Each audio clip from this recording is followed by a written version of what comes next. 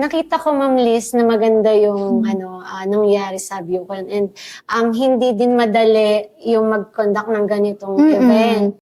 Ano yung feeling pag nakikita mong successful yung 2-day program? Actually, Miss Joyce, hindi ko alam na successful. As in, hindi ko alam na successful siya. Sinasabi lang sa akin kasi after the event, parang brands lang din ako. Doon ko lang nalalaman na, uy, ikaw si Bucon, ginaganon ako. Tapos sabi ko, bakit po? Natatakot pa ako. Sabi ko, may reklamo ba to? Yung mga ganon. Tapos sabi ko, ganon. Hindi, ang galing nyo kasi, paano nyo naisip yun, ganyan-ganyan. Tapos sabi nga nila ng iba, tumanda ako walang nagganyan. Sabi nga, ikaw lang nakaisip, sa isip-isip ko. Oo nga po, pinatandaan nyo ako ng 30 years bago nagkaroon ng ganitong event sa Pilipinas. So sabi ko nga, gano'n, hindi ko alam na successful siya.